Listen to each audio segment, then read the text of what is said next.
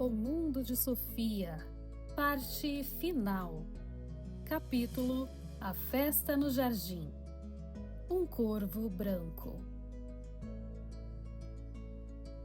Hilde mais parecia uma pedra afundada na cama. Seus braços estavam dormentes e as mãos que seguravam o grande fichário tremiam. O relógio marcava quase 11 horas. Ela lera por mais de 2 horas seguidas. De vez em quando tirava os olhos do fichário e ria alto, mas também acontecia de virar o rosto para o lado e dar uns bocejos.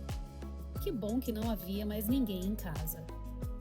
Ela lera tanta coisa naquelas 2 horas. Começara com Sofia tentando atrair a atenção do major no caminho de volta da cabana. Por fim, ela ficou presa no alto de uma árvore, mas o ganso Morten apareceu como um anjo salvador vindo do Líbano. Embora já fizesse bastante tempo, Hilde jamais se esquecera de seu pai lendo para ela as maravilhosas aventuras de Nils. Durante muito tempo depois, os dois continuaram se comunicando numa linguagem secreta que tinha tudo a ver com o livro. E agora o ganso na história a fazia relembrar disso. Então quer dizer que Sofia debutara indo a um café sozinha.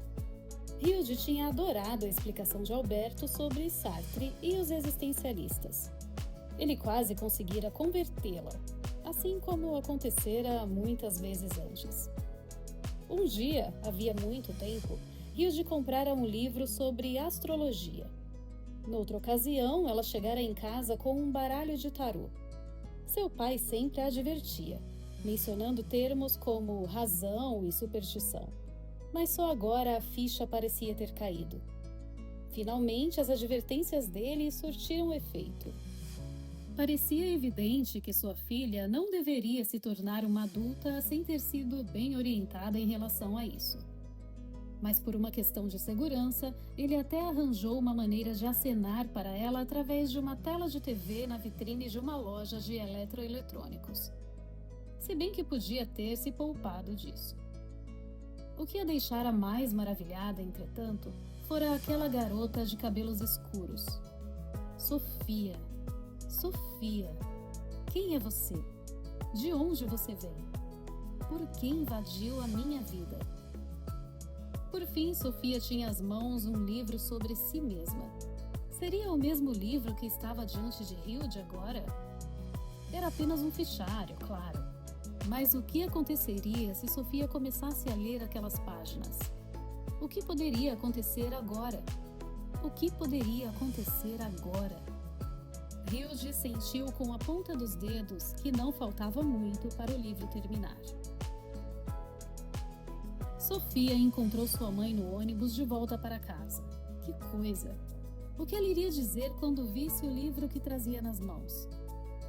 Sofia tentou escondê-lo na sacola com as serpentinas e bexigas que havia comprado para a festa, mas não conseguiu.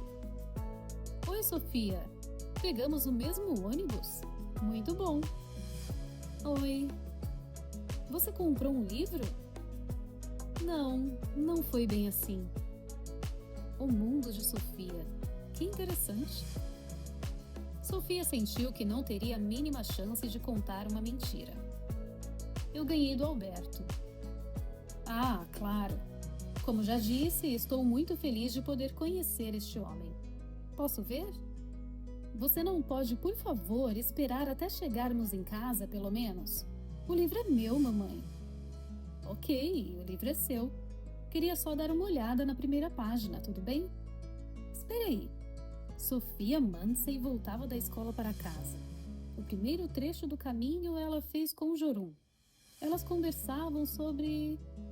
É isso mesmo que está aí? Sim, é isso mesmo que está aqui, Sofia. O autor é alguém que se chama Albert Knegg. Deve ser algum estreante. Qual é o sobrenome do seu Alberto, por falar nisso? Knox. Então esse sujeitinho fantástico escreveu um livro inteiro sobre você, Sofia. E pelo visto usou um pseudônimo. Não foi ele, mamãe. Pode desistir. Você não tem a menor noção do que está acontecendo. Não tenho mesmo. Amanhã teremos a nossa festa no jardim. E aí vamos esclarecer tudo isso, tintim por tintim. Você vai ver. Albert Knegg vive em outra realidade. Por isso este livro é um corvo branco. Não, espere aí. Não era um coelho branco? Melhor deixar pra lá. O diálogo entre mãe e filha continuou até a parada no começo da Rua Clover. Elas se defrontaram com uma passeata de protesto. Nossa! Exclamou Helena Manson. Eu tinha certeza que nessas redondezas não haveria protestos políticos. Não eram mais de 10 ou 12 gatos pingados. Nos cartazes estava escrito: o Major está chegando, por uma comida decente na festa de São João e mais poder para a ONU. Sofia chegou a se compadecer da mãe. Não se incomode com eles, disse. Mas é uma passeata muito estranha essa, Sofia. Diria até que absurda. É só bobagem. O mundo está mudando cada vez mais rápido. Na verdade, eu não estou nem um pouco surpresa. Você devia pelo menos ficar surpresa com o fato de não ter ficado surpresa. De jeito nenhum. Eles são pacíficos. Só espero que não tenham pisado nos nossos canteiros de rosas. É impossível que alguém ache preciso fazer uma passeata de protesto num jardim. Vamos apressar o passo para chegar logo em casa e então veremos. Era uma passeata filosófica, mamãe. Filósofos de verdade não pisam em roseiras. Sabe do que mais, Sofia? Não sei se continuo acreditando em filósofos de verdade. Nos dias de hoje, tudo é artificial e sintético. O fim da tarde e a noite foram reservados para os últimos preparativos, que continuaram na manhã seguinte. Com a decoração e a arrumação das cadeiras no jardim, Jorum veio ajudar. Puxa vida, disse ela. Mamãe e papai também vão vir. E a culpa é toda sua, Sofia. Meia hora antes de começarem a chegar os convidados, tudo estava no seu lugar e o jardim estava tinindo. As árvores tinham sido decoradas com serpentinas e lanternas japonesas, ligadas por uma extensão à tomada do porão. O portão, as árvores que ladeavam a trilha de pedriscos e a fachada da casa estavam enfeitados com bexigas coloridas. Sofia e Jorum passaram a tarde anterior soprando. Sobre a mesa havia travessas com frango e salada, pães e roscas. Na cozinha tinha ficado a sobremesa, pães, doces, tortas de creme, docinhos e bolo de chocolate. Mas um enorme crazy cake com 24 anéis já fora colocado bem no meio da mesa. No topo havia uma bonequinha em trajes típicos noruegueses, usados na crisma. Era o modo como a mãe de Sofia assegurara que a festa seria um pouco parecida com um aniversário de 15 anos comum. Sofia estava convencida de que a bonequinha só estava lá porque sua mãe não tinha aceitado plenamente o fato de que ela não queria se crismar.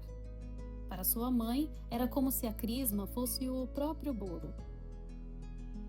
Realmente não economizamos em nada. Ela repetiu 2 ou 3 vezes na meia hora antes de começarem a aparecer os convidados. E eles vieram. Primeiro foram 3 colegas de classe, vestidas com blusas de verão e jaquetas leves de tricô, saias compridas e uma maquiagem bem vistosa nos olhos. Logo depois, George e Lacey passaram pelo portão trazendo uma cesta pose, num misto de timidez e arrogância juvenil típicas de garotos da sua idade. Parabéns! Então quer dizer que agora você é adulta? Sofia percebeu que Jorum e George estavam olhando um para o outro. Era algo que estava no ar. E era véspera de São João, afinal. Todos trouxeram presentes e, já que se tratava de uma festa filosófica, muitos convidados procuraram se inteirar um pouco do que era filosofia.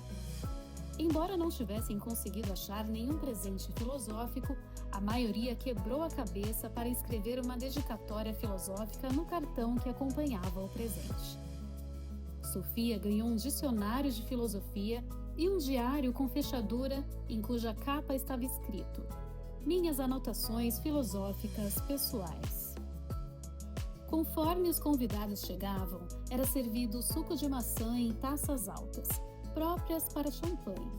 A mãe de Sofia fazia as vezes de garçonete. Bem-vindos! E como se chama este jovem? Você aqui eu acho que não o conheço. Que bom que você veio, Cecília. Logo que os jovens se sentiram mais à vontade, cada um se acomodando debaixo das árvores do pomar com a sua taça na mão. A Mercedes branca dos pais de Jorum estacionou diante do portão da casa. O secretário de Finanças vestia um terno cinza bem cortado com uma gravata fina. Sua mulher, num tom vivo de vermelho, bordado com lantejoulas da mesma cor. Sofia tinha certeza de que ela comprara uma Barbie vestida assim numa loja de brinquedos e depois pedira a uma costureira que fizesse um vestido igual. Claro que essa era apenas uma possibilidade. A outra seria o secretário de Finanças ter comprado a boneca e levado a um feiticeiro para que este a transformasse numa mulher de carne e osso. Sofia acabou descartando essa possibilidade, por considerá-la muito improvável. Os dois desceram da Mercedes e entraram no jardim, para espanto dos jovens que ficaram de olhos arregalados com o que viram. O próprio secretário de Finanças, cheio de cerimônia, entregou nas mãos de Sofia um pacote comprido e fino, presente da família Ingebrigtsen. Sofia percebeu só de pegar que era, isso mesmo, uma boneca Barbie. Jorum ficou fora de si. Vocês estão malucos ou o quê? Sofia não brinca mais de boneca. A senhora Ingebrigtsen, com as lantejoulas do vestido reluzindo, tentou remediar a situação. Mas ela pode usar a boneca para decorar o quarto. Você não está entendendo. De qualquer maneira, eu agradeço. Muito obrigada. Emendou Sofia, toda cheia de dedos. E assim eu posso economizar na decoração. As pessoas começaram a se achegar à mesa. Só falta Alberto, disse então a mãe de Sofia, num tom de voz que tentava esconder uma ponta de preocupação. Os boatos sobre aquele convidado especial já haviam se espalhado entre os convidados. Ele prometeu que iria aparecer, então ele vem com toda certeza. Mas já podemos ir sentando, não? Podemos, sim, vamos. Helene Amundsen começou a mostrar os lugares aos convidados ao redor da mesa. Ela procurou deixar uma cadeira vazia entre Sofia e ela. Disse algumas palavras sobre a comida, comentou que o tempo estava ótimo e que Sofia já parecia uma mulher adulta. Meia hora depois de todos terem tomado seus lugares à mesa, um homem de meia idade, de cavanhaque preto e boina, surgiu caminhando pela rua Clover e cruzou o portão do jardim. Ele trazia nas mãos um enorme buquê com 15 rosas vermelhas. Alberto! Sofia se levantou e correu para encontrá-lo. Ela se atirou no seu pescoço e pegou o buquê. Ele, por sua vez, enfiou a mão no bolso e de lá tirou umas bombinhas de São João, que acendeu e foi jogando ao redor de si. Ao chegar à mesa, acendeu também uma vela do tipo estrelinha e a enfiou no topo do bolo, antes de ocupar o lugar vazio entre Sofia e a sua mãe. Estou muito feliz de estar aqui, disse ele. Os convidados estavam embasbacados. A senhora Ingebrigtsen lançou um olhar atônito para o marido. A mãe de Sofia estava tão aliviada de finalmente poder encontrar aquele homem que seria capaz de perdoar qualquer coisa que ele tivesse feito. E a aniversariante teve de se conter para não deixar escapar uma sonora gargalhada.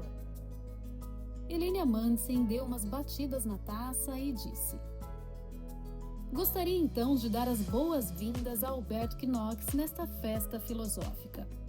Ele não é o meu novo namorado, pois, embora o meu marido passe muito tempo viajando, eu não tenho namorado. Além disso, esta pessoa misteriosa é o novo professor de filosofia da Sofia. Ele é capaz de fazer mais do que simplesmente acender fogos de artifício. Este homem pode, por exemplo, tirar um coelho branco de uma enorme cartola preta. Ou seria um corvo branco? Sofia?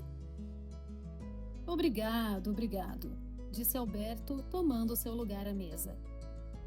Saúde, disse Sofia, erguendo a taça cheia de suco de maçã para um brinde. Assim, por um bom tempo, todos ficaram à mesa, comendo frango e salada. De repente, Jorun se levantou, caminhou decidida na direção de Georgen e lhe deu um cinematográfico beijo na boca. Ele correspondeu tentando abraçá-la para poder retribuir o melhor beijo. Acho que vou desmaiar, exclamou a senhora Ingebrigtsen. Não aqui na mesa, crianças! Foi o único comentário que a senhora Madsen fez. Por que não? Perguntou Alberto, virando-se para ela. Que pergunta estranha é essa sua? Para um filósofo de verdade, nunca é errado perguntar.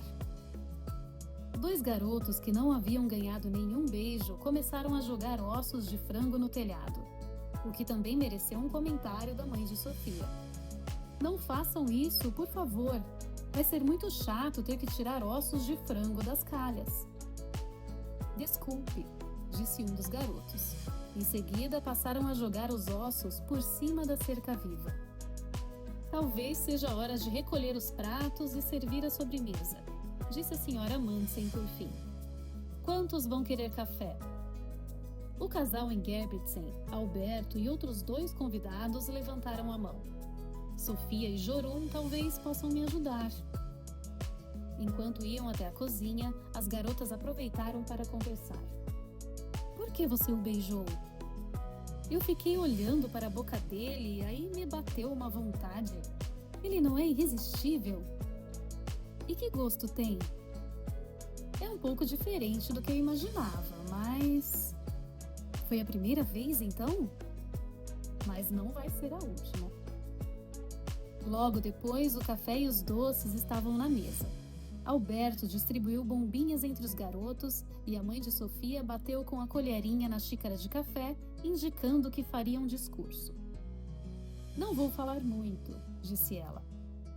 Mas tenho só uma filha, e hoje faz precisamente 1 semana e 1 dia que ela completou 15 anos. Uma ocasião única.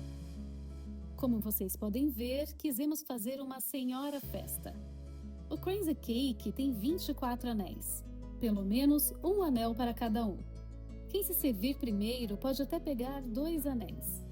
Como começamos no topo, os anéis vão ficando maiores até chegar na base.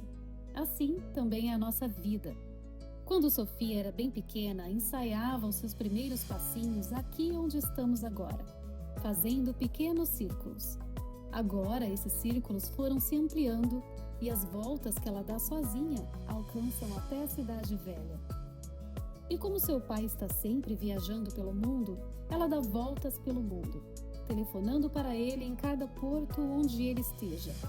Parabéns pelos seus 15 anos, Sofia. Que encantador! Exclamou a senhora Ingebrigtsen. Sofia tinha dúvida se ela estava se referindo à sua mãe, ao discurso ou ao bolo. Os convidados bateram palmas e um dos garotos jogou uma bombinha no alto da pereira. Agora Jorun se levantou e tentou puxar Georgen da cadeira.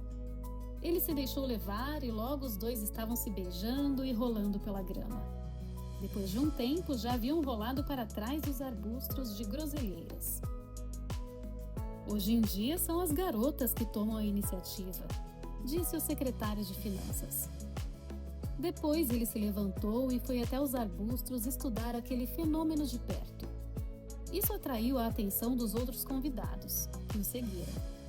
Somente Sofia e Alberto permaneceram sentados.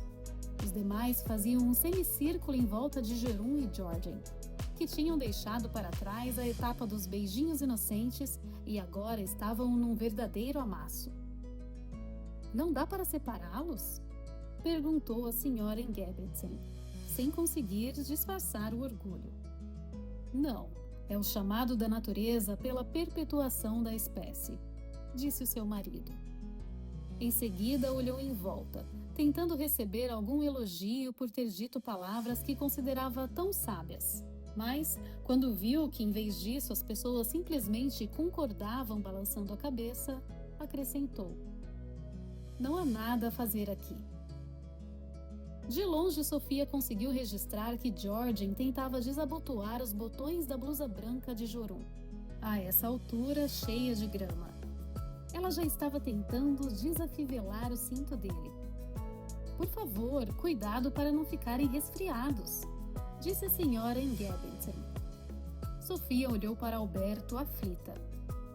Isso está indo mais rápido do que eu pensava, disse ele. Temos que sair daqui o mais rápido possível. Quero apenas dizer umas poucas palavras. Sofia bateu palmas para chamar a atenção dos convidados. Vocês podem voltar aos seus lugares? Alberto vai fazer um discurso. Todos, exceto Jorun e Georgen, voltaram resignados. Nossa, quer dizer que o senhor vai mesmo fazer um discurso? É muito amável da sua parte, disse Helene Amundsen. Muito obrigado pelo comentário. Também soube que o senhor gosta de caminhar. Como é importante se manter em forma, não é mesmo? E acho extremamente simpático ter um cão para fazer companhia nessas ocasiões. Ele não se chama Hermes? Alberto se levantou e bateu com a colherinha na xícara. Querida Sofia, disse, antes de tudo eu devo lembrar a todos que esta é uma festa filosófica. Portanto, vou fazer um discurso filosófico.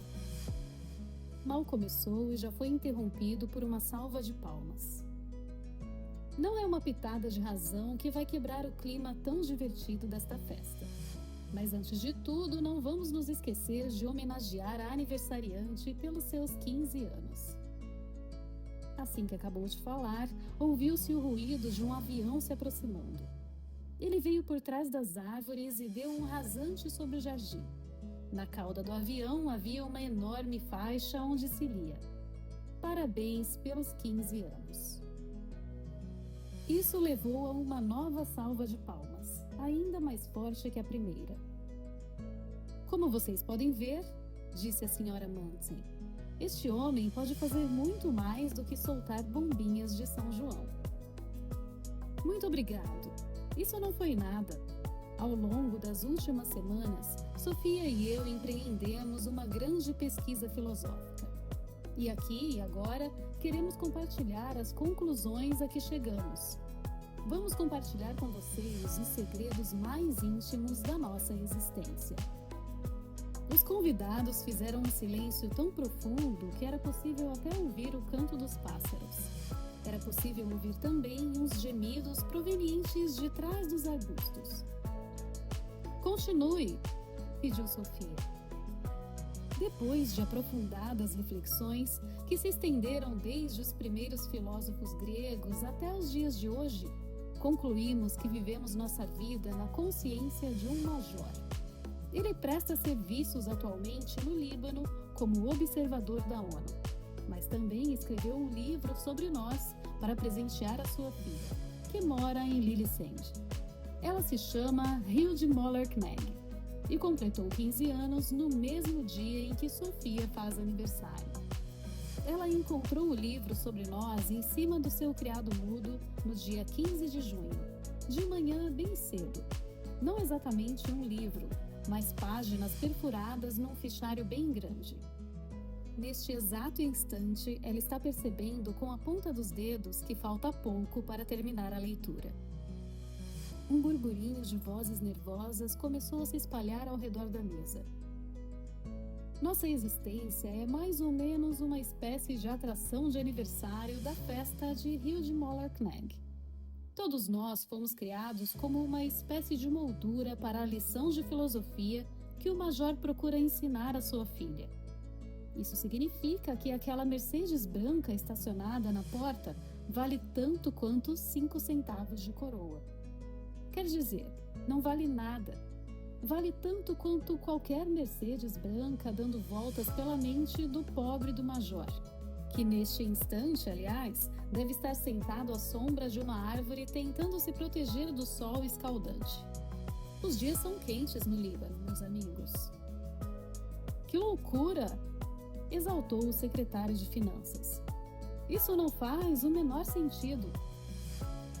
A palavra é franqueada a todos, naturalmente. prosseguiu Alberto sem se abalar. Mas a verdade é que esta festa é que não faz o menor sentido.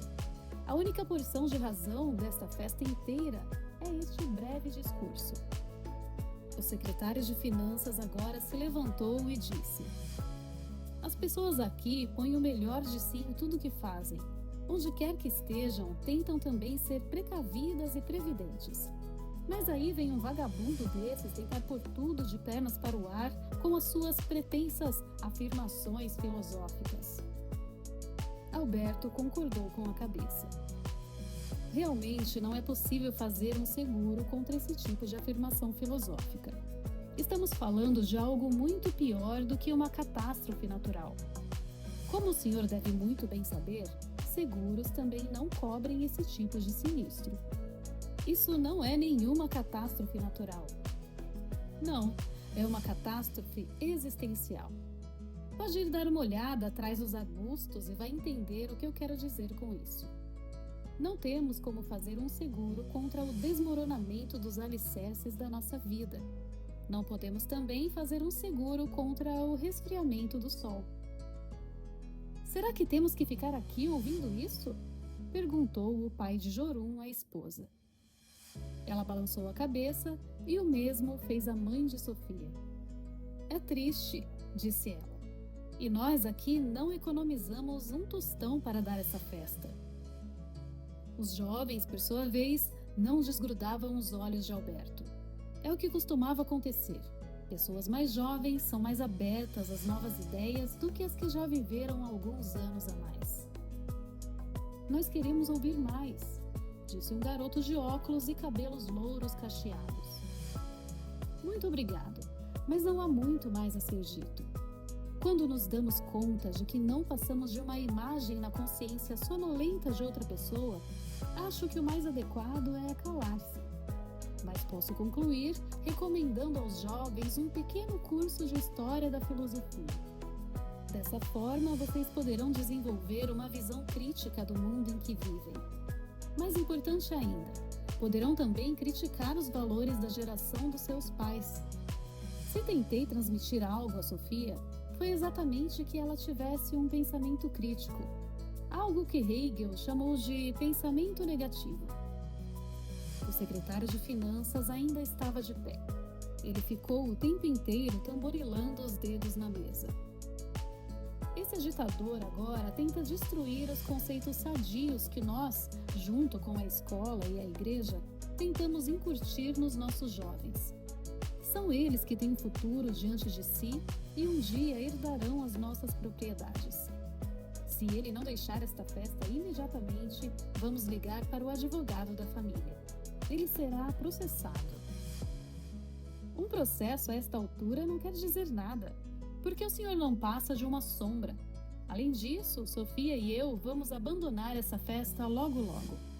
O curso de filosofia não era um projeto puramente teórico. Ele também tem um lado prático. Quando a hora chegar, vamos fazer o nosso número de mágica e sumir.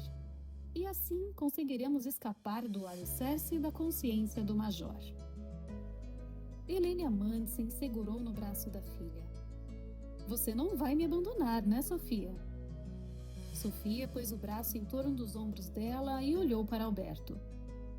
Mamãe vai ficar triste. Não, isso é bobagem. Você não vai justo agora esquecer tudo que aprendeu. É desse tipo de bobagem que queremos escapar. Sua mãe é tão doce e adorável quanto o Chapeuzinho Vermelho carregando sua cesta cheia de comida para a vovozinha. E vai ficar tão triste quanto o combustível de que aquele aviãozinho que passou por aqui há pouco precisa para voar. Acho que entendi o que você quer dizer, admitiu Sofia. Virou-se para a mãe e disse: tenho que fazer isso como ele falou, mamãe. Um dia mesmo eu ia ter de sair de casa. Vou sentir saudades de você, disse a mãe. Se houver mesmo um céu além desse, você deve voar até lá. Prometo cuidar bem da Govinda. Ela come 1 ou 2 folhas de alface por dia? Alberto pôs a mão no ombro da mãe de Sofia. Nem a senhora, nem ninguém mais aqui vai sentir nada. E a razão para isso é que ninguém aqui existe. É simples assim. Portanto, vocês não têm nem como sentir saudade. Essa foi a maior grosseria que eu já ouvi de alguém, disse a senhora Ingebrigtsen. O secretário de Finanças concordou com a cabeça. Seja como for, vamos processá-lo por injúria. Mas note que ele é comunista. Quer tirar de nós tudo aquilo que possuímos. Esse homem é um velhaco, é um tarado, um depravado. Depois disso, Alberto e o secretário de Finanças sentaram-se. O secretário estava roxo de raiva. Logo em seguida, Jorunn e Georgien voltaram para a mesa. Suas roupas estavam sujas e amarrotadas. Os cabelos louros de Jorunn estavam entranhados de grama e terra. Mamãe, vou ter um bebê, anunciou ela. Muito bem, mas de qualquer forma você precisa esperar até chegarmos em casa. Ela recebeu o apoio instantâneo do marido. Ela tem que esperar, sim, e se tivermos que batizar alguém, precisamos a partir desta noite mesmo ir cuidando dos preparativos. Alberto olhou bem sério para Sofia. Chegou a hora. Você não pode fazer um pouco mais de café para nós antes de partir? Perguntou a mãe. Claro que sim, mamãe. Já vou fazer. Ela pegou a garrafa térmica que estava na mesa. Na cozinha, ajustou a cafeteira. Enquanto esperava o café ficar pronto, deu comida para os pássaros e para os peixes. Passou pelo banheiro e deu uma folha de alface para a Govinda. Não viu o gato, mas abriu uma lata grande de ração que esvaziou num prato fundo e pôs diante da porta. Sentiu os olhos marejados. Quando voltou com o café, Jardim parecia mais um cenário de uma festa infantil do que de uma festa de 15 anos. As garrafas de refrigerante estavam tombadas, fatias do bolo de chocolate tinham sido esfregadas sobre a mesa e a bandeja com os pãezinhos doces estava caída no chão, de cabeça para baixo. Assim que Sofia chegou, viu um dos garotos colocar uma bombinha dentro da torta de creme, que explodiu espirrando o recheio em todos os convidados. A maior parte foi parar na roupa de lantejoulas vermelhas da senhora Ingebrigtsen.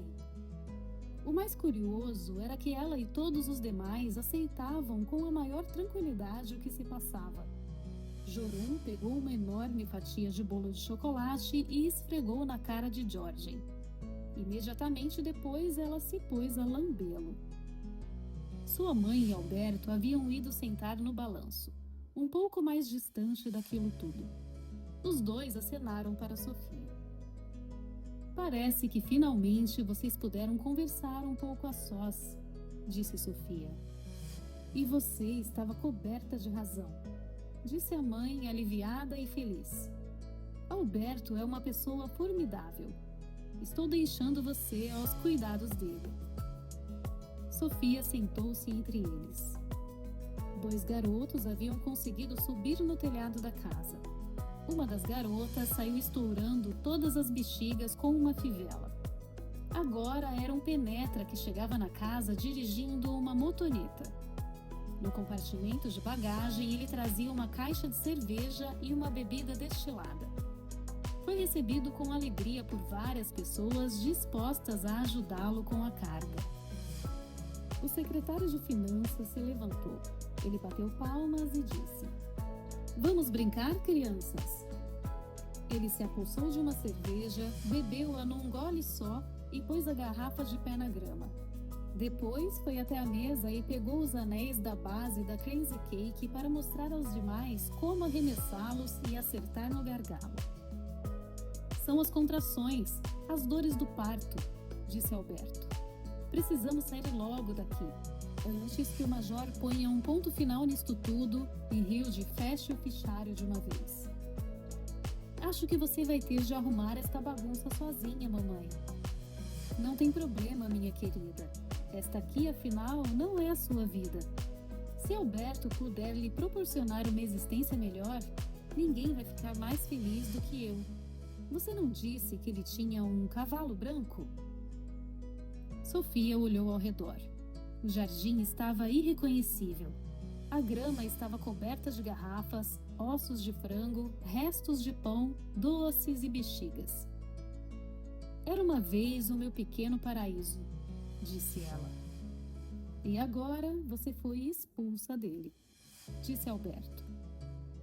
Um garoto conseguiu entrar na Mercedes branca e ligar o motor. O carro arrancou, destruiu o portão e avançou sobre o gramado. Sofia sentiu um puxão no braço. Alguém a arrastava para o esconderijo. Então ouviu a voz de Alberto. Agora! Nesse mesmo instante, a Mercedes batia contra a macieira. Maçãs rolavam sobre o capô. Assim já é demais, gritou o secretário de Finanças. Vou querer uma reparação financeira à altura. Ele recebeu o apoio imediato da sua adorável esposa. É tudo culpa do depravado. Onde ele está? Eles desapareceram como se o chão os tivesse engolido, disse Helene Amundsen com certo orgulho na voz. Ela se levantou, limpou as mãos no vestido e começou a arrumar a bagunça que restou da festa filosófica no jardim. Alguém aceita mais um cafezinho? Capítulo Contraponto. Duas ou mais melodias ressoando ao mesmo tempo. Hilde se levantou da cama. Aqui terminava a história sobre Sofia e Alberto. Mas o que exatamente teria acontecido? Por que seu pai escrevera este último capítulo? Apenas para demonstrar o poder que tinha sobre o mundo de Sofia? Imersa nesses pensamentos, Hilde foi até o banheiro e trocou de roupa. Depois de um rápido café da manhã, saiu apressada para o jardim e sentou no balanço. Ela concordava com Alberto. A única coisa sensata de toda aquela festa tinha sido o seu breve discurso. Será que seu pai achava que o mundo em que habitava era tão caótico quanto a festa no jardim de Sofia? Ou talvez que no fim do seu mundo terminaria num colapso semelhante àquele? E ainda havia Sofia e Alberto. Que fim levou o plano secreto deles? Ficaria a cargo de Hilde prosseguir com a história?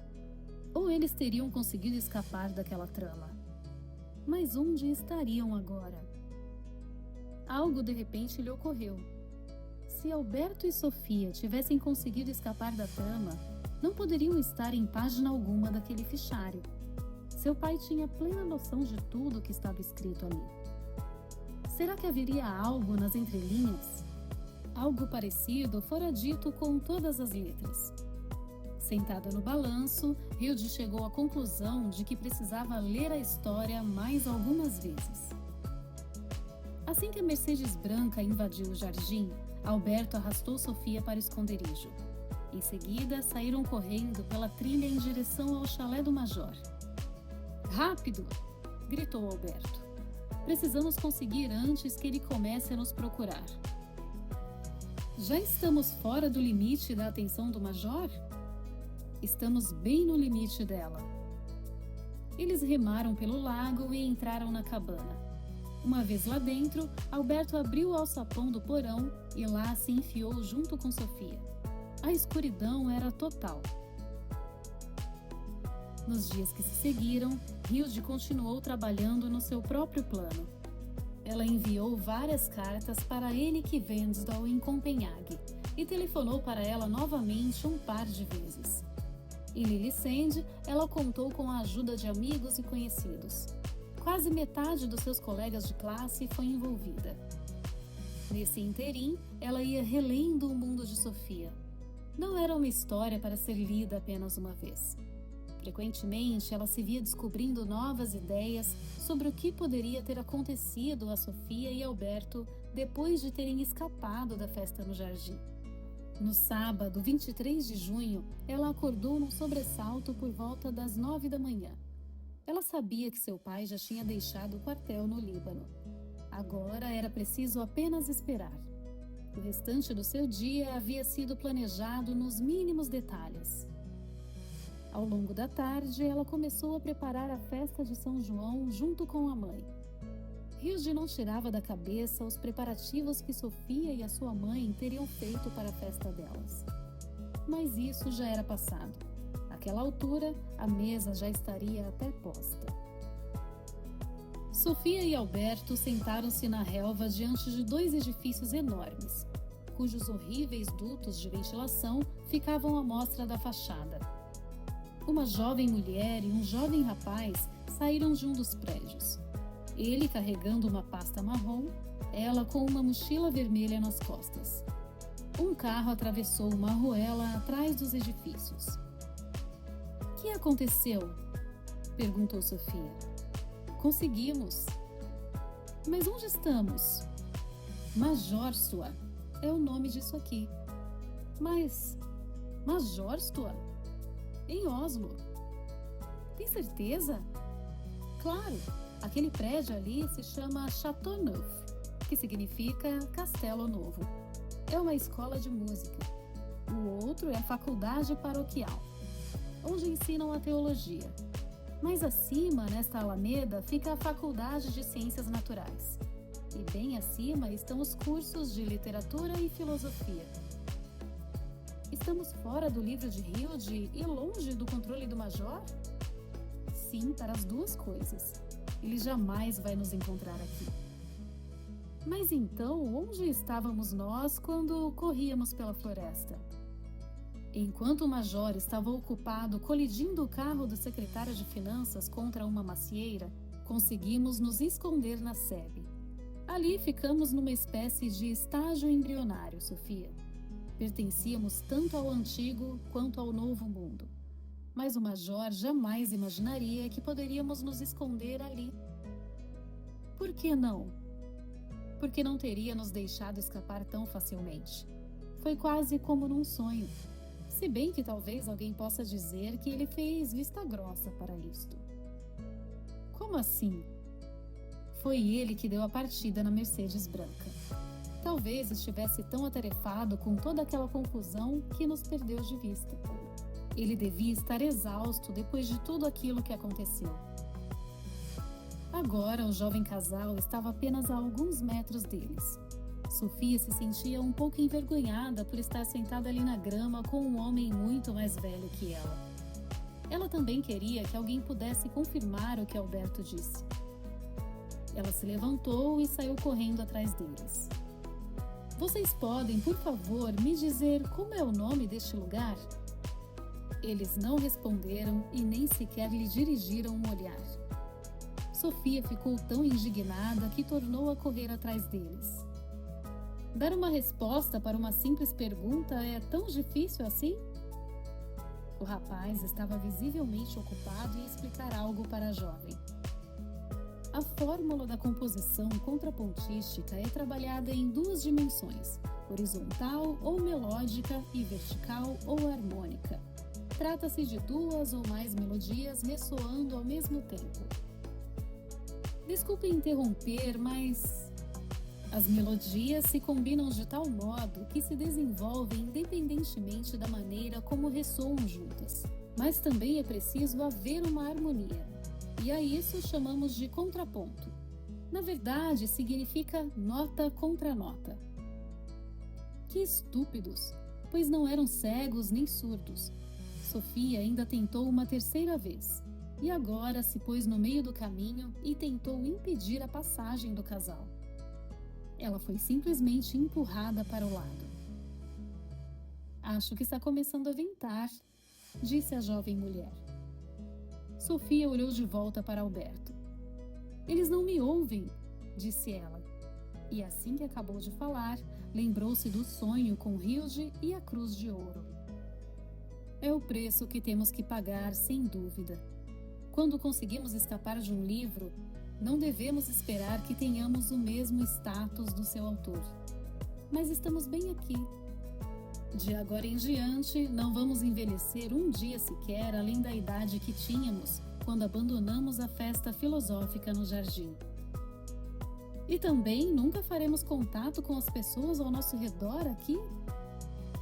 Um filósofo de verdade nunca diz nunca. Você tem horas? São 8.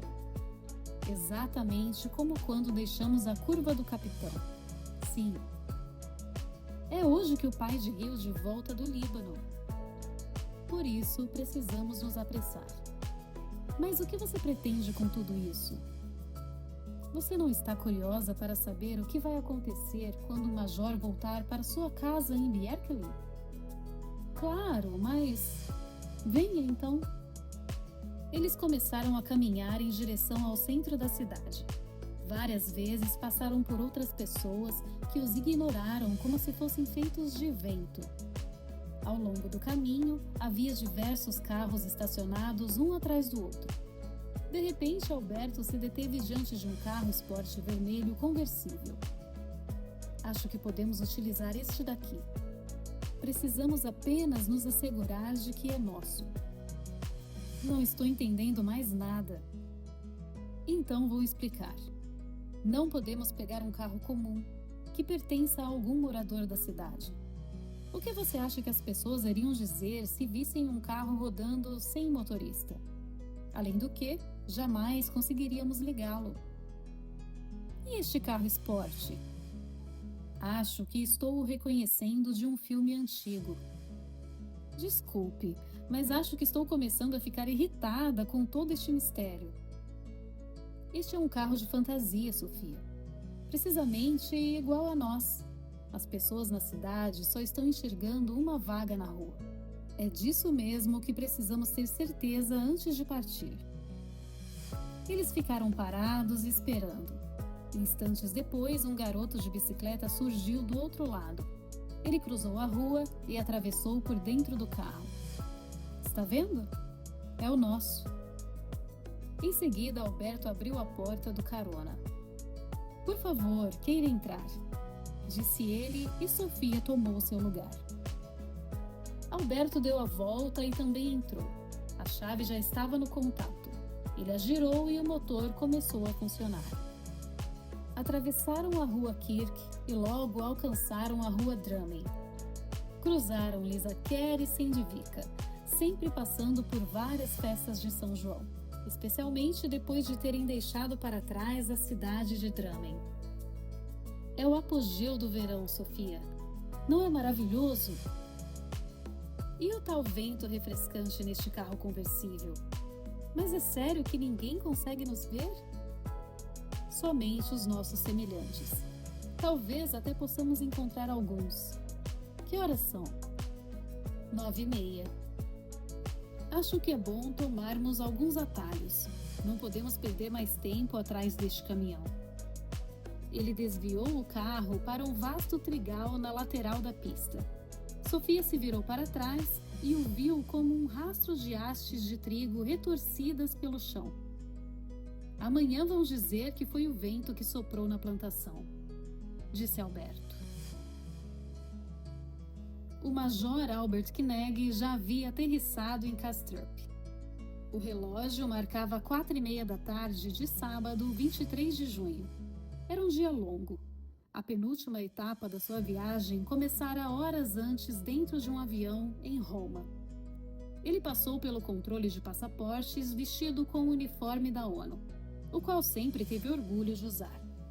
Ele não representava apenas a si próprio, muito menos ao seu país. Albert Knegg representava a Ordem Internacional, uma tradição centenária que englobava todo o planeta. Ele levava uma pequena mochila nas costas. O resto da bagagem fora despachado em Roma. Precisava apenas ter à mão seu passaporte norueguês vermelho. Nothing to declare. O Major Albert Knegg dispunha de quase 3 horas no aeroporto de Kastrup antes de o avião prosseguir para Kristiansand. Ele conseguiu comprar algumas lembranças para a família. O maior presente da sua vida ele enviava para Hilde 2 semanas antes. Marit, sua esposa, o pusera no criado mudo para que ela o abrisse ao acordar na manhã do seu aniversário. Ele e Hilde não se falavam desde o último telefonema, no fim daquela noite. Alberto comprou jornais noruegueses, sentou-se a uma mesa e pediu uma xícara de café. Ele mal conseguira ler as manchetes quando ouviu a seguinte mensagem no sistema de som do aeroporto. Mensagem pessoal para o Sr. Albert Knegg. Pede-se a gentileza de entrar em contato imediatamente com o pessoal da SAS no aeroporto. Que seria aquilo? Albert sentiu uma onda de frio invadir a sua espinha. Teria sido ele enviado de volta ao Líbano? Será que havia algo errado em casa? Logo, ele estava diante do balcão de informações. Pois não, eu sou Albert Knegg. Veja aqui, por favor. É urgente. Ele abriu o envelope imediatamente. Dentro havia outro envelope menor. Nele estava escrito: Major Albert Knegg. Aos cuidados, balcão de informações da SAS, Aeroporto de Kastrup, Copenhague, Dinamarca. Albert podia sentir o seu nervosismo aflorando. Ele abriu o envelopinho e encontrou um bilhete. Querido papai, seja bem-vindo de volta do Líbano. Como pode perceber, não aguentei esperar até você chegar em casa. Desculpe ter feito anunciarem o seu nome pelo alto-falante. Era mais fácil assim. Infelizmente, chegou uma cobrança do secretário de Finanças em Gebitsen referente a uma colisão de um automóvel Mercedes roubado. PS. Talvez eu esteja aqui no jardim quando você chegar, mas talvez você ouça falar de mim antes. PS. Estou com um pouco de receio de ficar aqui no jardim por muito tempo. É muito fácil ser engolida pelo chão em lugares como este. Um beijo, Hilde, que teve muito tempo para preparar as suas boas-vindas. O Major Albert Knegg primeiro teve que conter uma risada, mas não apreciou nada ser manipulado daquela forma. Ele era alguém que sempre gostava de ter o controle da situação. Mas aí aquela fedelha em Lilicende vinha tentar controlar os seus passos no aeroporto de Kastrup. Como ela teria conseguido? Ele enfiou um envelope no bolso da camisa e resolveu dar um passeio pelo enorme shopping do aeroporto. Quando estava prestes a entrar numa loja de comida típica dinamarquesa, bateu os olhos num pequeno envelope colado na vitrine ampla. Major Knegg. Estava escrito com um pincel atômico bem grosso. Albert arrancou o envelope da vitrine e o abriu. Mensagem pessoal para o Major Albert Knegg, aos cuidados, loja de comida dinamarquesa, aeroporto de Kastrup. Querido papai, gostaria muito que você trouxesse um enorme salame dinamarquês, de preferência pesando 2 quilos. Mamãe certamente adoraria um salsichão ao conhaque. PS, um vidrinho de caviar Linford até que não seria uma má ideia. Beijos, Hilde. Albert olhou ao redor. Será que ela estava nas redondezas? Ela teria ganhado uma viagem de Marit apenas para encontrá-lo em Copenhague? A letra era de Hilde. Mas o observador da ONU logo passou a se sentir observado. Era como se alguém vigiasse de longe tudo o que fazia. Ele se sentiu como um boneco nas mãos de uma criança. Entrou na loja e comprou um salame de 2 quilos, um salsichão ao conhaque e 3 vidros de caviar Linford. Depois continuou andando pelos corredores do aeroporto. Estava determinado a comprar para Hilde também um presente de aniversário comum. Talvez uma calculadora? Ou um Walkman? Sim, era isso. Quando chegou à loja de artigos eletrônicos, constatou que também ali havia um envelope grudado na vitrine. Major Albert Knegg.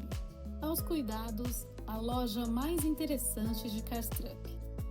Num bilhete dentro do envelope, ele encontrou a seguinte mensagem: Querido papai, Sofia manda lembranças e agradece pelo aparelho de TV com rádio FM que ela ganhou de aniversário do seu generoso pai. Foi, claro, um presente estupendo. Mas, por outro lado, não foi nada demais. Devo acrescentar, porém, que compartilho com Sofia o gosto por objetos sem importância como esse. PS. Se você ainda não tiver passado por lá, as instruções mais próximas daí estão na loja de comida e no free shop, na seção de bebidas e cigarros. PS. Eu ganhei um pouco de dinheiro de presente de aniversário e posso contribuir com 350 coroas para a compra da minha TV portátil. Lembranças, Hilde, que já recheou o peru e preparou a salada Waldorf. A TV portátil custava 985 coroas dinamarquesas. Era uma verdadeira pechincha. O que não estava saindo barato era o fato de Albert Knegg se sentir levado de um lugar para outro pelos truques da própria filha. Afinal, ela estava lá no aeroporto ou não? Ele começou a olhar cuidadosamente para todos os lugares por onde passava. Sentiu-se ao mesmo tempo um espião e uma marionete. Não era assim que se restringia a liberdade de uma pessoa. Ele teve que ir até o enorme free shop também. Lá estava mais um envelope com seu nome. Era como se o aeroporto inteiro tivesse sido transformado numa tela de computador e ele fosse o cursor do mouse. No bilhete estava escrito: Major Knegg, aos cuidados, o grande free shop do Kastrup. Tudo que eu tenho vontade agora é de um saco de jujubas e algumas caixas de marzipan Anton Berg. Lembre-se de que essas coisas são muito mais caras aqui na Noruega. Pelo que eu sei, mamãe gosta muito de Campari. PS. Fique de olhos bem abertos até chegar em casa. Será que você não deixou passar alguma mensagem importante? Um beijo de sua filha, que aprende as coisas bem rápido. Hilde. Albert engoliu em seco, mas acabou tendo que entrar na loja e se ater ao que estava escrito na lista de compras que a filha lhe mandara. Carregando agora 3 sacolas plásticas além da mochila, dirigiu-se ao portão 28 para aguardar a hora do embarque. Se houvesse outros bilhetes, eles deveriam estar por lá. E não é que numa coluna do portão 28 estava pendurado um envelope branco? Para o Major Knegg, aos cuidados, portão 28, aeroporto de Kastrup. Era a letra de Hilde, sem dúvida, mas o número do portão não teria sido escrito com outra letra? Não era fácil afirmar. Não havia letras para comparar, apenas números. Ele sentou numa cadeira com o espaldar bem rente a uma parede. Pôs as sacolas no colo. Nem parecia um orgulhoso Major Knegg, mas uma criança pequena que viajava de avião pela primeira vez. Se ela estivesse ali, ele não lhe daria o gostinho de vê-lo naquela situação.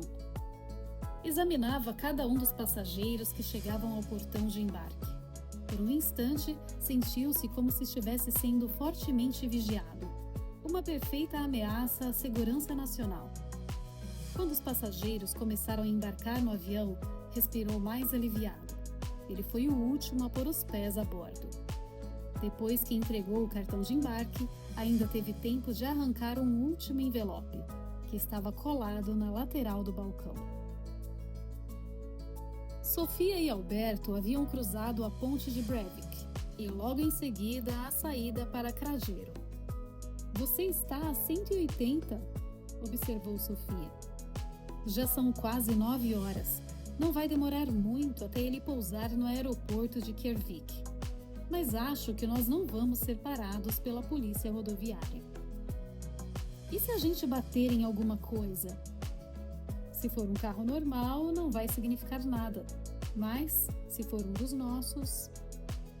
Sim, aí precisamos tomar cuidado. Você não viu que nós passamos pelo Tempo Gigante? Não. Ele estava estacionado em algum lugar em Vestfold.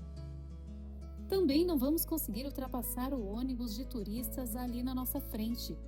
Aqui é tudo rodeado por mata bem fechada. Isso não quer dizer nada, Sofia. Você precisa aprender logo isso. Ele deu uma guinada em direção à floresta e seguiu dirigindo, cortando o caminho no meio das árvores. Sofia respirou aliviada. Você me assustou. Nós não teríamos sentido nada nem se atravessássemos uma parede de aço. Quer dizer que, em relação a tudo isso que nos rodeia, não passamos de espíritos etéreos? Não, você inverteu as coisas. É a realidade ao redor que é como uma aventura etérea para nós. Melhor você explicar direito. Então preste bem atenção. Existe um grande mal-entendido. As pessoas costumam achar que o espírito é mais etéreo que o vapor d'água. Mas é o oposto. O espírito é mais sólido que o gelo. Nunca pensei nisso. Vou lhe contar uma história. Era uma vez um homem que não acreditava em anjos. Mas assim mesmo, um belo dia, ele foi visitado por um anjo enquanto estava trabalhando no meio da floresta. E eles caminharam juntos um bom trecho.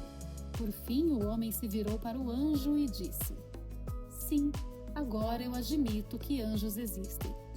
Mas vocês não são propriamente iguais a nós." "O que você quer dizer com isso?" perguntou o anjo. E o homem respondeu assim: "Quando nos aproximamos de um rochedo, eu tive que desviar, mas reparei que você atravessou bem no meio dele. E quando tivemos que passar por um tronco enorme caído no meio do caminho, eu precisei escalar o tronco, e você o atravessou sem problemas." Essa resposta deixou o anjo surpreso. O anjo disse: "Você não reparou que tivemos que passar sobre um pântano? Atravessamos juntos a névoa que pairava sobre ele. E fizemos isso porque a nossa consciência é mais sólida que a névoa." "Ah, assim também é conosco, Sofia. O espírito pode cruzar uma porta de aço, e não há tanques blindados nem bombardeios que possam destruir o que é feito do espírito." É estranho pensar assim. Já vamos passar por Risor, e não faz uma hora que partimos de Majorstwa.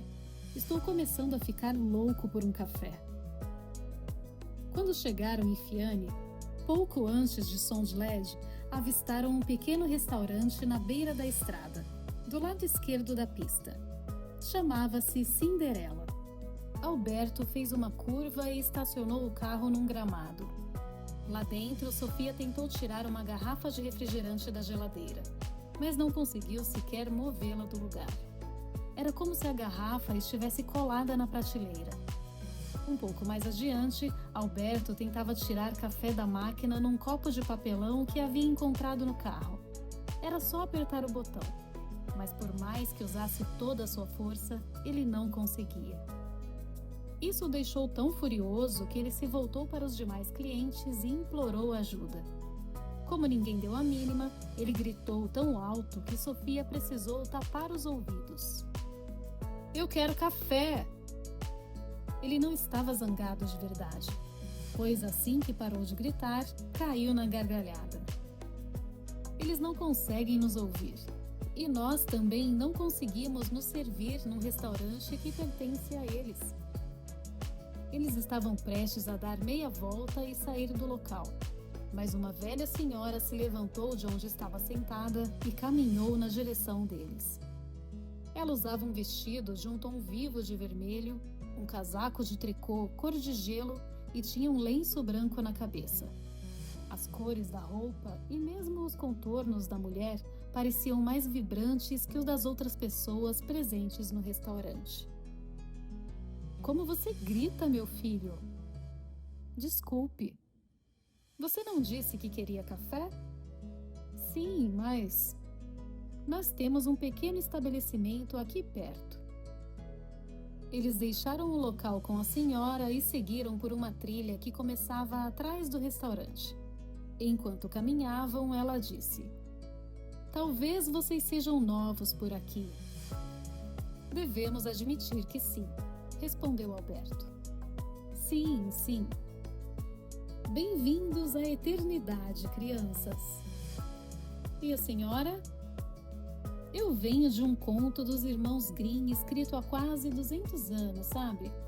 E de onde vêm os recém-chegados?" "Viemos de um livro de filosofia. Eu sou professor de filosofia, Sofia é a minha aluna." É mesmo? Isso é novidade por estas bandas. Pouco tempo depois, eles chegaram a uma clareira atrás da mata. Lá havia um conjunto de casas marrons que pareciam bem aconchegantes. No espaço entre elas ardia uma enorme fogueira de São João, ao redor da qual se via uma profusão de personagens em cores vivas. Muitos deles Sofia conseguiu identificar. Branca de Neve e alguns anões, Sherlock Holmes, Peter Pan e Pipi. Chapeuzinho Vermelho e a Gata Borralheira também.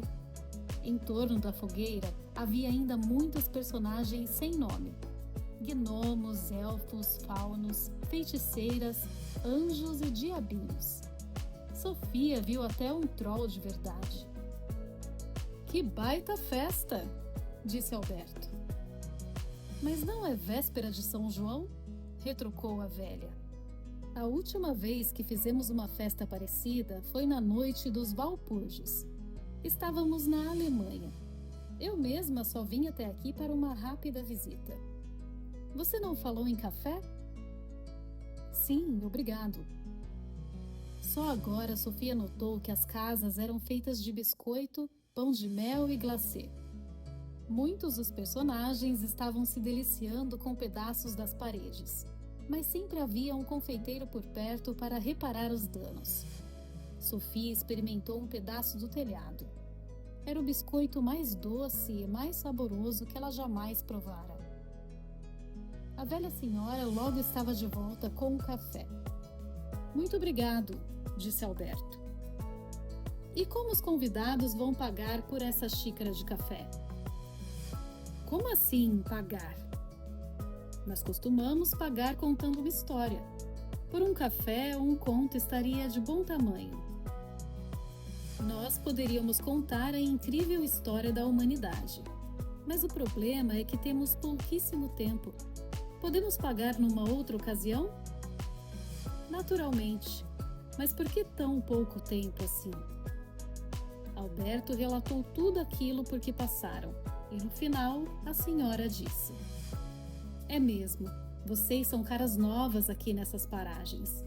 Mas precisam cortar logo o cordão umbilical que os une ao mundo carnal de onde vieram. Aqui não precisamos mais ter sangue correndo nas veias. Somos parte do povo invisível. Pouco depois, Alberto e Sofia estavam de volta ao restaurante Cinderela e ao carro esporte vermelho. Do lado do carro, uma mãe apressada ajudava o filhinho a fazer xixi. Eles trilharam alguns atalhos, passando por arbustos e rochedos, e não demoraram a chegar em Lillesand. O voo SX-876, proveniente de Copenhague, aterrissou em Kjærvik, no horário previsto, 21h35. Enquanto o avião taxiava ainda em Copenhague, o major abriu o envelope que estava colado no balcão de embarque. Num bilhete estava escrito: Ao Major Kneg, assim que tiver entregado o cartão de embarque na véspera de São João, 1990. Querido papai, talvez você tenha pensado que eu apareceria do nada em Copenhague, mas o controle que tenho sobre os seus movimentos é mais intrincado que isso. Estou observando você em todo lugar, papai. Eu até consultei uma tradicional família de ciganos, que muito tempo atrás vendeu um espelho mágico para minha bisavó. Agora eu tenho até uma bola de cristal. Agora mesmo eu posso ver que você acabou de sentar no assento do avião. Aliás, é bom que afivele o cinto de segurança e mantenha o encosto da cadeira na posição vertical até que se apaguem os avisos para apertar os cintos. Assim que o avião tiver decolado, pode reclinar a cadeira e tirar um cochilo. É bom que você esteja bem descansado quando chegar em casa. O tempo em Lillesand está maravilhoso, mas a temperatura é de alguns graus a menos do que no Líbano. Desejo que faça uma ótima viagem. Lembranças da sua filha meio bruxinha, rainha do espelho e santa padroeira da ironia. Albert ainda não tinha descoberto se estava furioso, apenas cansado ou se só entregara aos pontos. De repente, ele começou a rir. Riu tão alto que os passageiros ao redor olharam para ele. E aí, o avião decolou. Ele apenas tinha provado do próprio veneno. Mas será que não havia uma diferença importante nesse caso? Suas cobaias eram primeiramente Alberto e Sofia. E, bem, eles não passavam de uma fantasia. Mas agora ele decidiu seguir uma recomendação de Hilde. Só foi acordar mesmo quando atravessou o controle de passaportes e seguiu até o desembarque do aeroporto de Kjærvik. Ao sair, foi recebido por uma passeata de protesto. Eram 8 ou 10 pessoas, a maioria na idade de Hilde. Nos cartazes estavam escrito: "Bem-vindo de volta, papai. Hilde está esperando no jardim." E a ironia continua. O pior era que ele não conseguia simplesmente sair dali e pegar um táxi. Precisava esperar a bagagem ser despachada. Enquanto isso, os amigos de Hilde se aproximaram dele e começaram a repetir os dizeres dos cartazes, inúmeras vezes. Só quando uma das garotas lhe entregou um buquê de flores foi que o coração dele se derreteu. Ele agradeceu aos manifestantes, dando a cada um uma barrinha de marzipan. Restaram apenas 2 para Hilde. Depois, um rapaz retirou a sua bagagem da esteira e se apresentou como o emissário da Rainha do Espelho, dizendo ter ordens para conduzi-lo até Bjerkeli. Os demais manifestantes sumiram na multidão. Eles seguiram pela autovia E18. Em todas as pontes e entradas de túneis havia cartazes com os dizeres: "Bem-vindo de volta. O peru está esperando. Estou vendo você, papai." Albert Kneg respirou aliviado quando finalmente desceu do carro. Em gratidão, deu ao motorista uma nota de 100 coroas e 3 latas de cerveja Carlsberg Elephant. Sua mulher, Marit, o esperava em frente à casa. Depois de lhe dar um abraço bem apertado, ele perguntou: "Onde ela está?" "Sentada lá no pier, Albert." Alberto e Sofia estacionaram o carro esporte vermelho na praça em Lillesand, de frente ao Hotel Nord. Eram 15 para as 10. Dava para avistar uma grande fogueira queimando numa das ilhas do arquipélago ao longe. "Como vamos encontrar Bjerkeli?" perguntou Sofia. "Vamos ter que procurar. Você se lembra do quadro do chalé do Major, não? Precisamos nos apressar.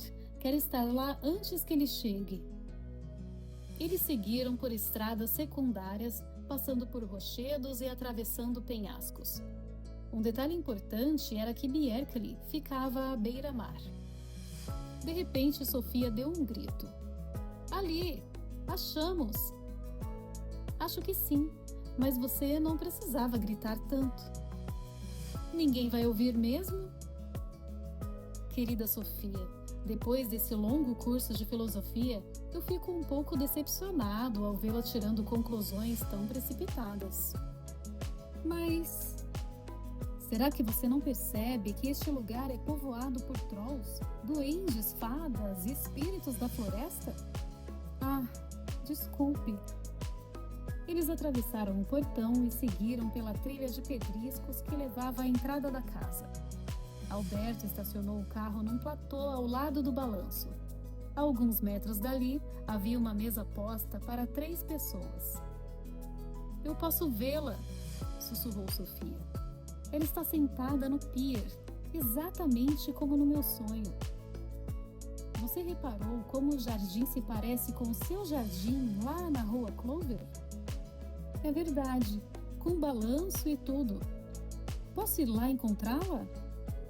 "Claro, vou ficar esperando aqui." Sofia correu até o pier, quase esbarrou em Hilde. Por fim, conseguiu sentar bem calmamente ao seu lado. Hilde tinha os pensamentos perdidos enquanto alisava com a ponta dos dedos a corda que prendia o bote ao pier. Na mão esquerda, ela segurava uma folha de papel. Era evidente que estava esperando alguém. Ficava olhando o relógio a todo instante. Sofia a achou muito bonita. Tinha cabelos louros encaracolados e olhos em um verde profundo. Usava um vestido leve de verão. Achou-a ligeiramente parecida com Jorum.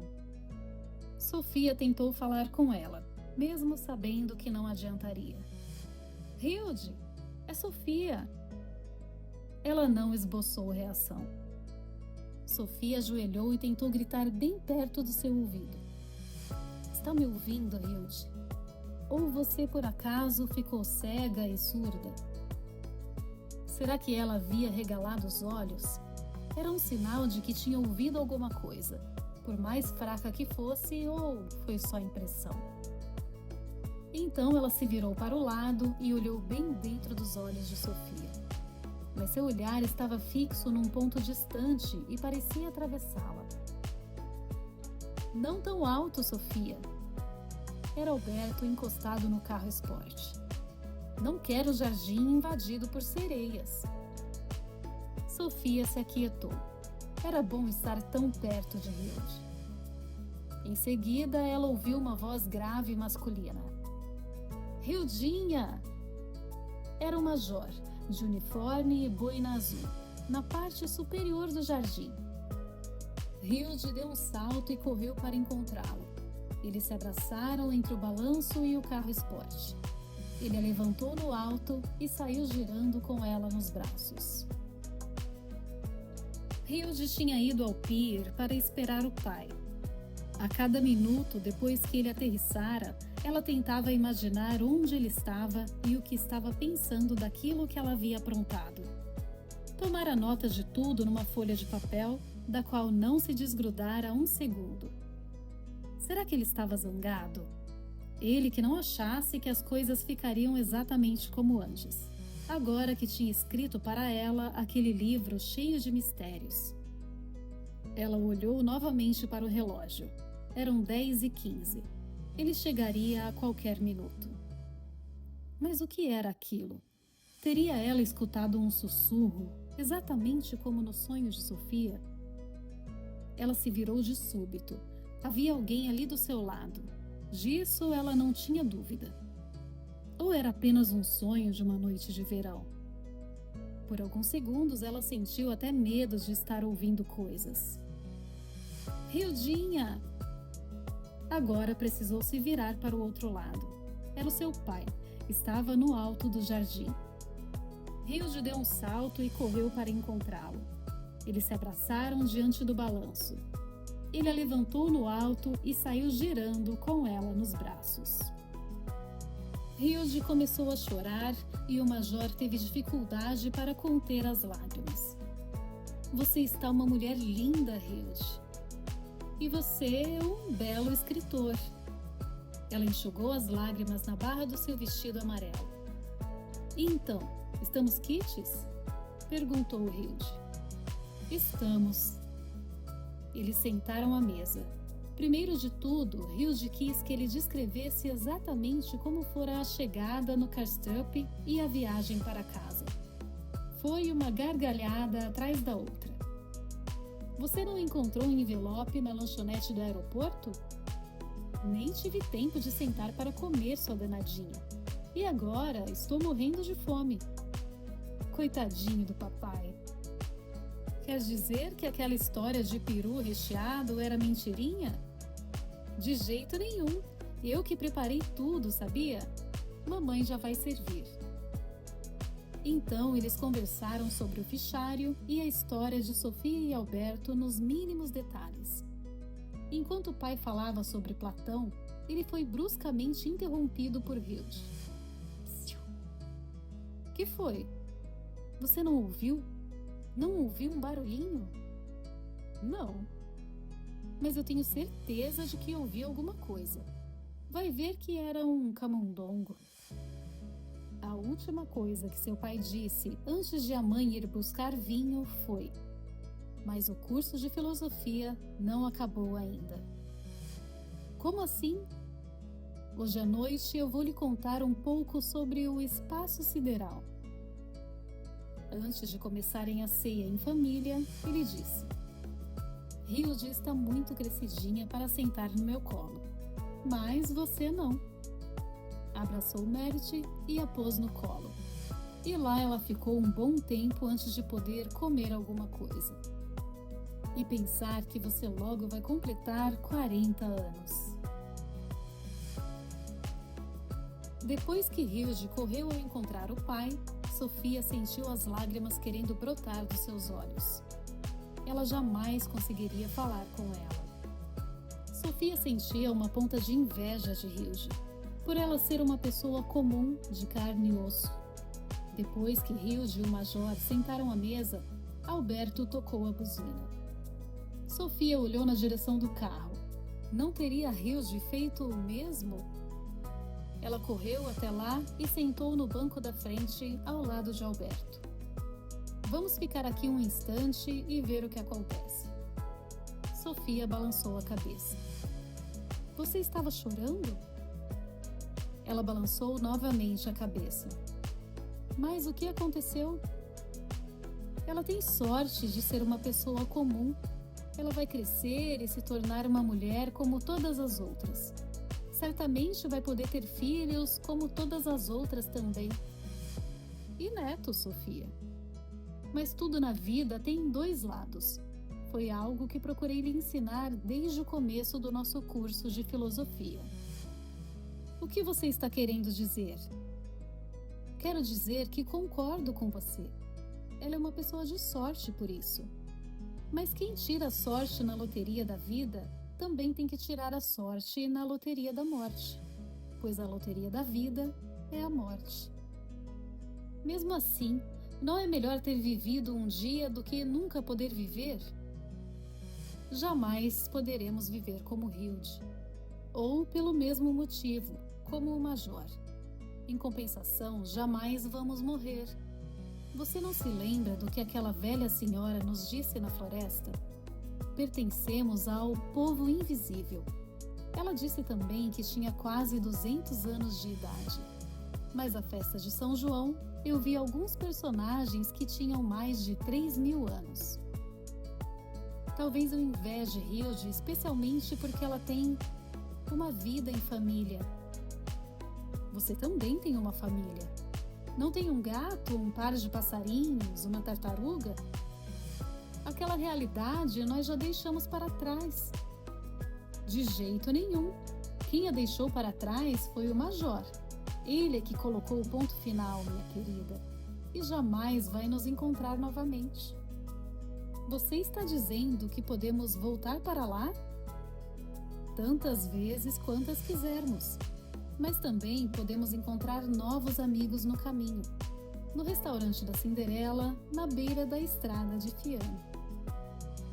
A família Moller-Kneg estava à mesa prestes a se servir. Por um instante, Sofia temeu que a refeição tivesse o mesmo desfecho da festa filosófica no jardim, na rua Clover. O Major fez menção de derrubar Marit em cima da mesa, mas ele só queria que ela sentasse no seu colo. O carro ficou um bom tempo estacionado à distância. Somente de vez em quando, Sofia e Alberto conseguiam ouvir o que a família conversava.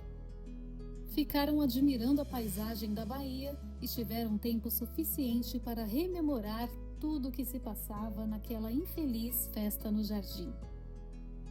Por volta da meia-noite, a família se retirou da mesa.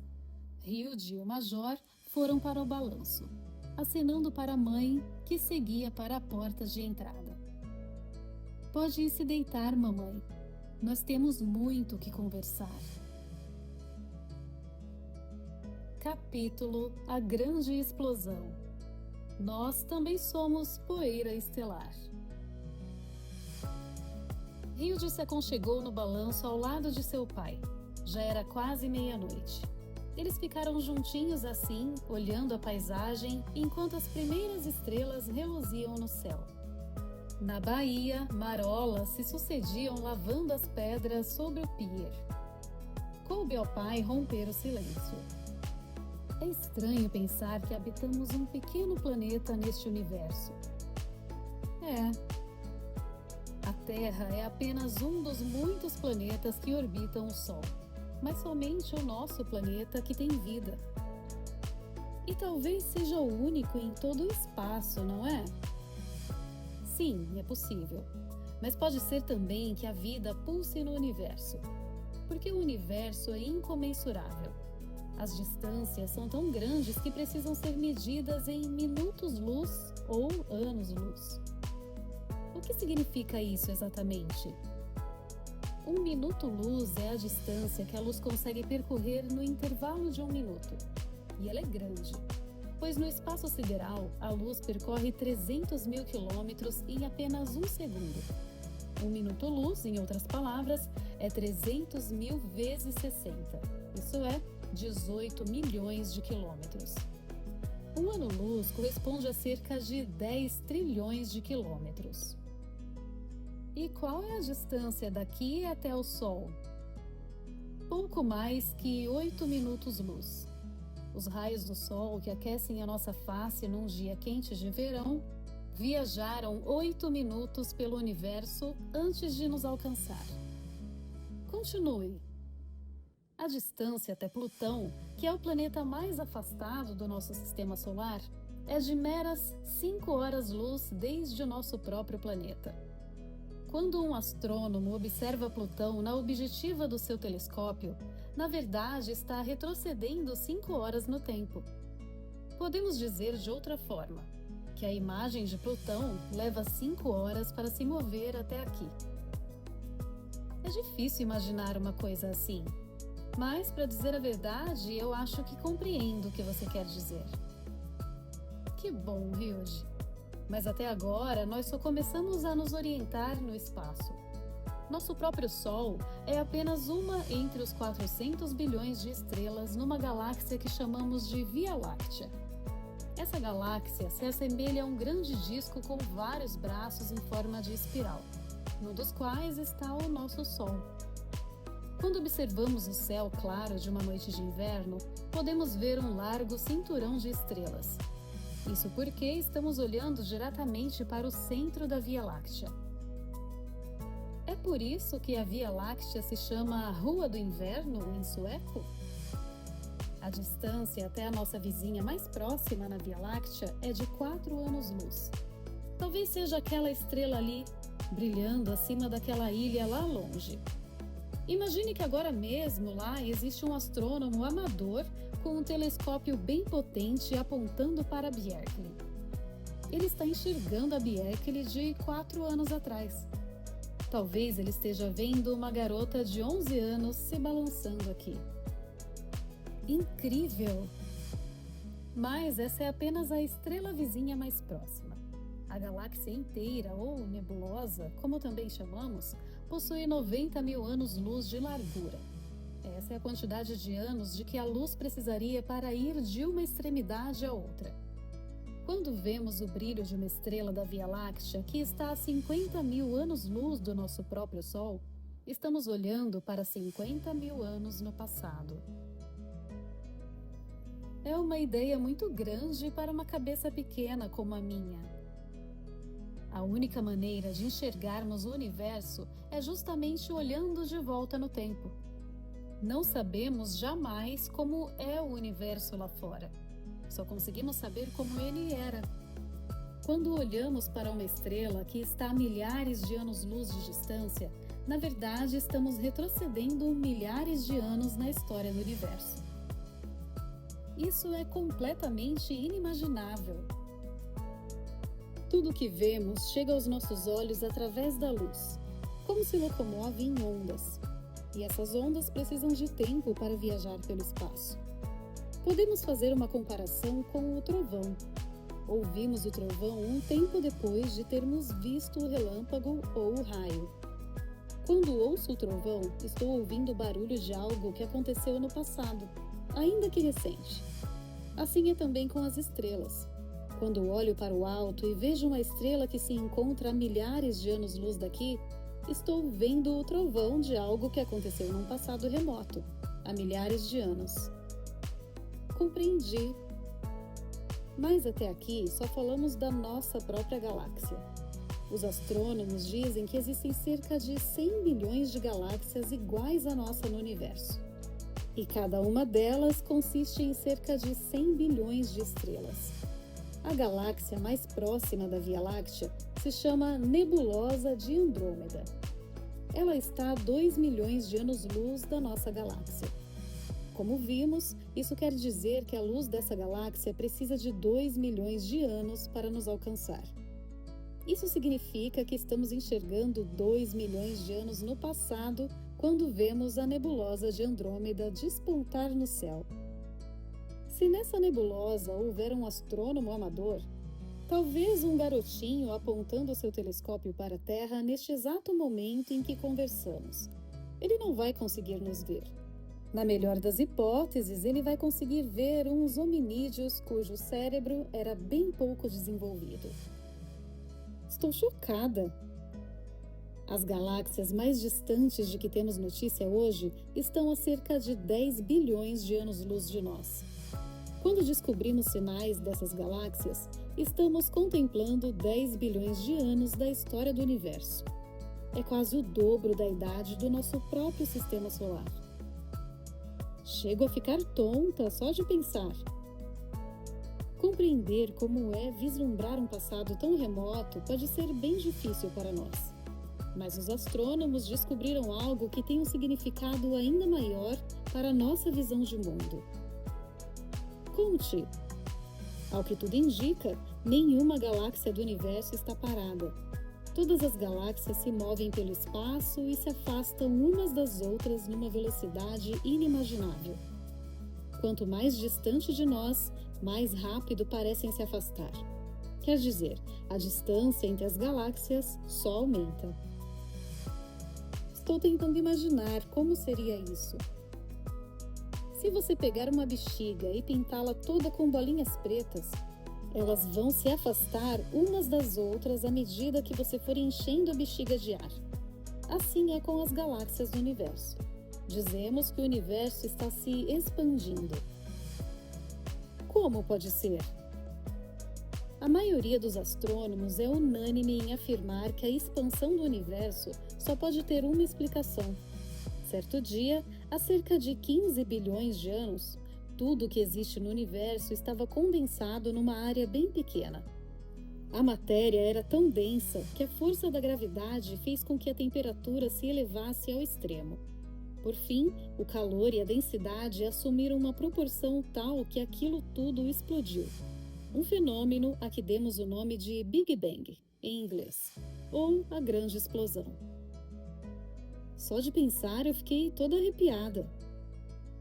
A Grande Explosão fez com que todas as coisas do universo fossem lançadas por todos os lugares, e à medida que aquilo foi se resfriando, foram formadas as estrelas e galáxias, as luas e os planetas. Mas você disse que o universo continua a se expandir. E a razão disso é exatamente essa explosão que ocorreu bilhões de anos atrás. O universo não possui limites geográficos. O universo é um evento. O universo é uma explosão.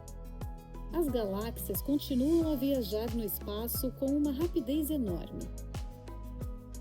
E assim vai ser por toda a eternidade? É uma possibilidade, mas existem outras também. Você lembra que Alberto contou para Sofia sobre as duas forças que levam os planetas a girar constantemente em torno do Sol? Não seriam a gravidade e a inércia? Sim, pois a relação entre as galáxias é semelhante. Embora o universo continue a se expandir, a gravidade age no sentido oposto. E um dia, daqui a alguns milhões de anos, talvez a ação da gravidade faça com que os corpos celestes sejam novamente comprimidos, à medida que a resultante daquela enorme explosão comece a perder força. Teríamos então uma explosão oposta, uma implosão.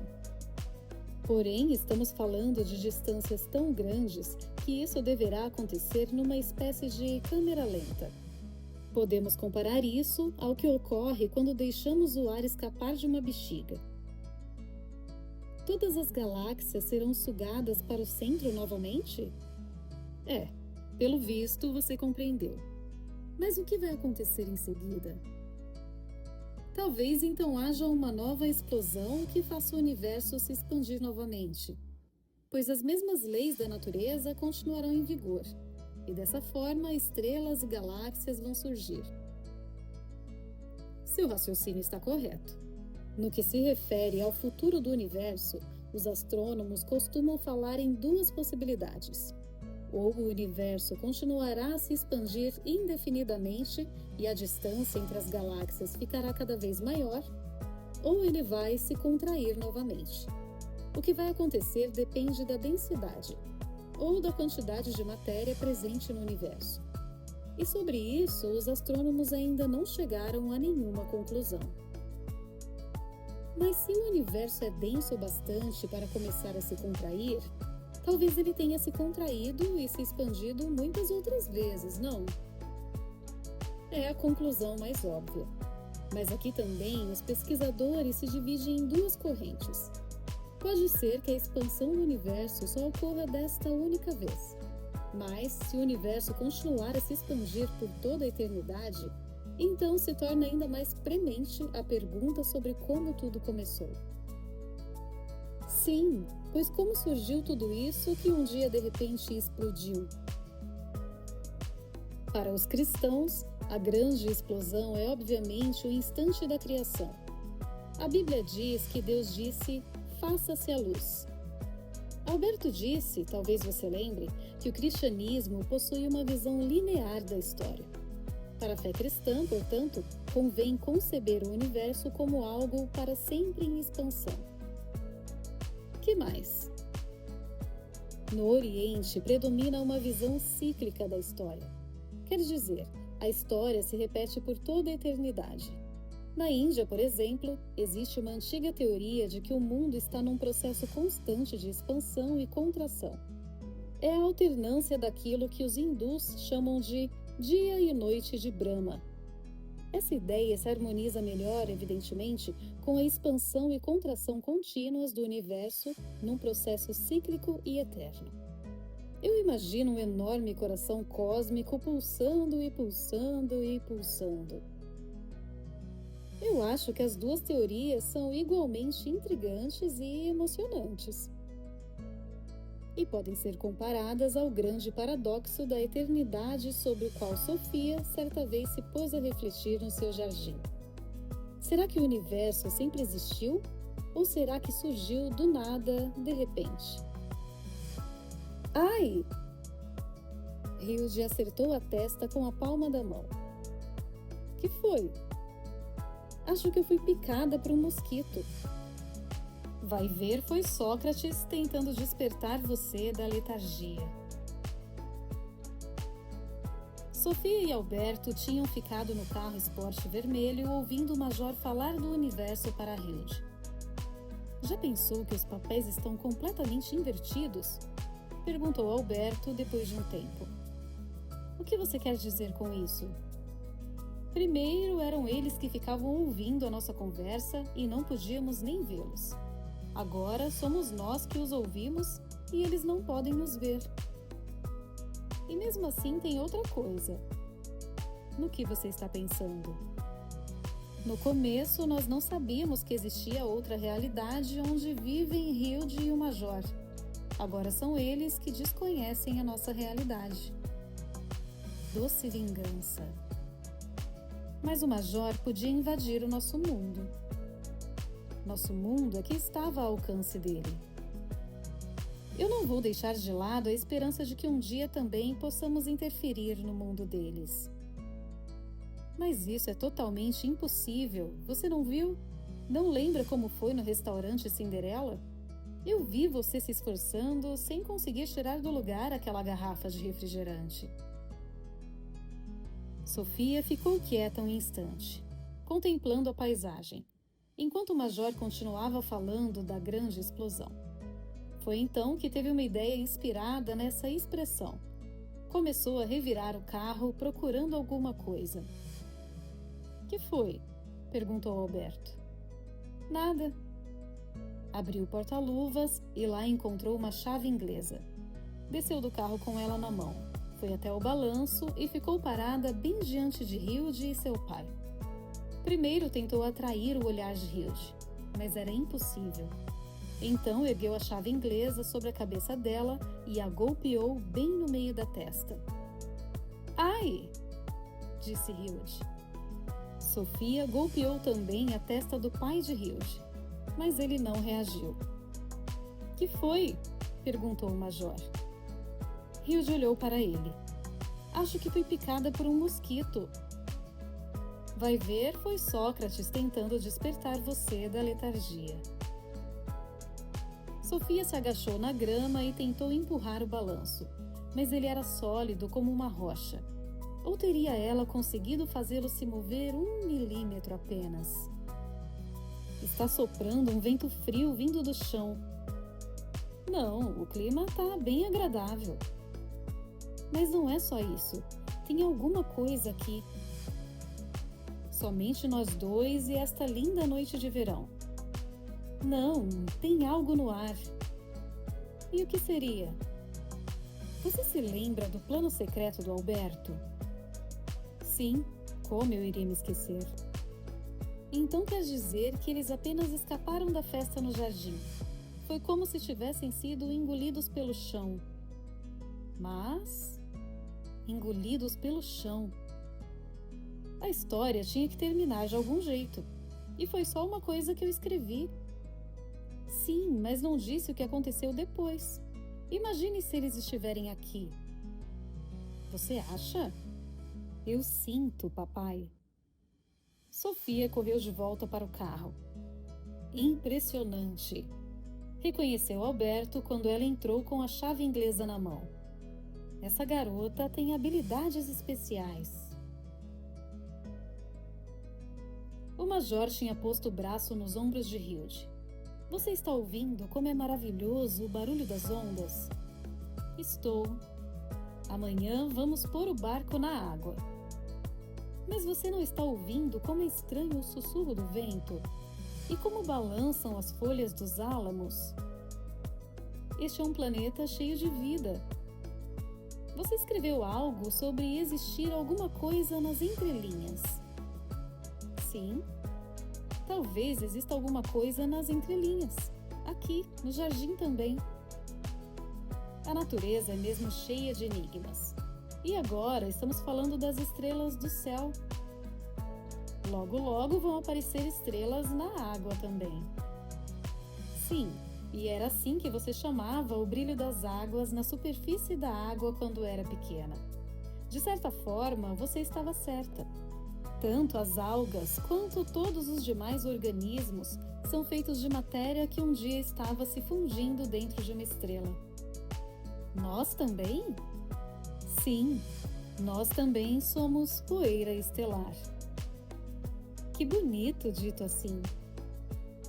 Quando os radiotelescópios capturam a luz das galáxias a milhares de anos-luz de distância, nos mostram como o universo era em tempos primordiais, logo depois da grande explosão. Tudo que uma pessoa consegue enxergar no céu são fósseis cósmicos de milhares e milhões de anos atrás. A única coisa que um astrólogo pode prever é como era o passado.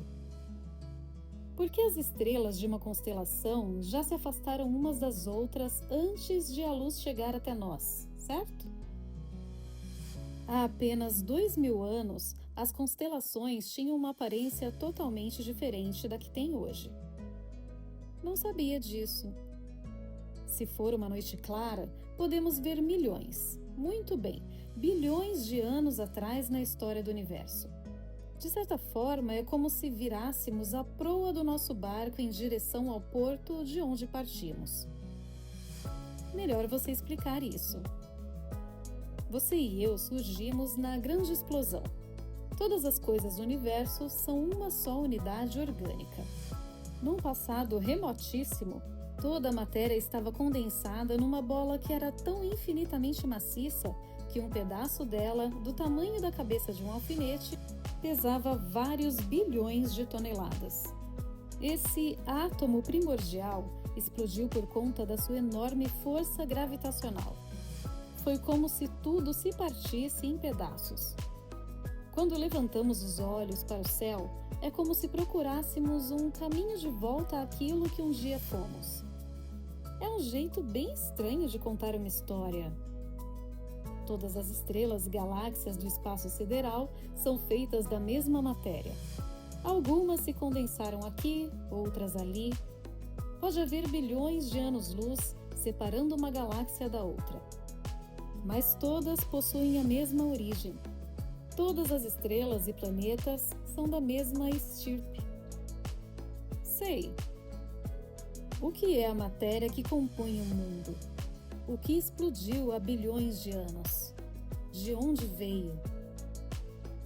Esse é o grande mistério. Mas é algo que diz respeito a todos nós profundamente, pois somos, nós mesmos, feitos dessa matéria. Somos a centelha da enorme fogueira que foi acesa muitos bilhões de anos atrás. Isso também é muito bonito. Mas não vamos exagerar na importância de todos esses números. Basta segurar uma pedra na mão.